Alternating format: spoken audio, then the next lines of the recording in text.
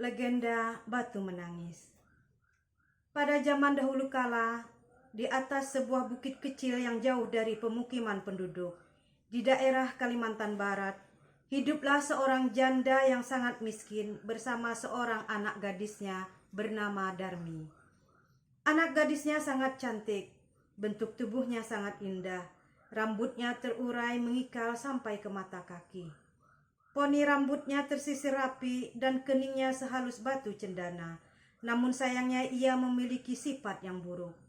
Gadis itu amat pemalas. Tak pernah membantu ibunya melakukan pekerjaan rumah. Kerjanya hanya bersolek setiap hari. Selain pemalas, anak gadis itu sikapnya manja sekali. Segala permintaannya harus dituruti. Setiap kali ia meminta sesuatu kepada ibunya harus dikabulkan, tanpa memperdulikan keadaan ibunya yang miskin. Setiap hari harus membanting tulang mencari sesuap nasi. Pada suatu hari, anak gadis itu diajak ibunya turun ke desa untuk berbelanja. Letak pasar desa itu amat jauh, sehingga mereka harus berjalan kaki yang cukup melelahkan. Anak gadis itu berjalan melenggang dengan memakai pakaian yang bagus dan bersolek, agar orang di jalan yang melihatnya nanti akan mengagumi kecantikannya. Sementara ibunya berjalan di belakang sambil membawa keranjang dengan pakaian sangat dekil. Karena mereka hidup di tempat terpencil, tak seorang pun mengetahui bahwa kedua perempuan yang berjalan itu adalah ibu dan anak. Ketika mereka mulai memasuki desa, orang-orang desa memandangi mereka. Mereka begitu terpesona melihat kecantikan anak gadis itu.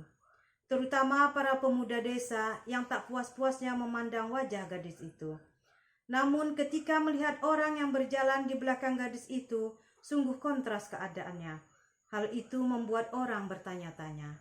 Di antara orang yang melihatnya itu, seorang pemuda mendekati dan bertanya kepada gadis itu, "Hai gadis cantik, apakah yang berjalan di belakang itu ibumu?" Namun, apa jawaban gadis itu? "Bukan," katanya dengan angkuh.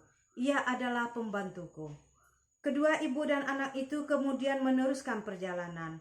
Tak seberapa jauh mendekati lagi seorang pemuda dan bertanya kepada anak gadis itu, "Hai manis, apakah yang berjalan di belakangmu itu ibumu?" "Bukan, bukan," jawab gadis itu dengan mendongakkan kepalanya. "Ia adalah budakku." Begitulah setiap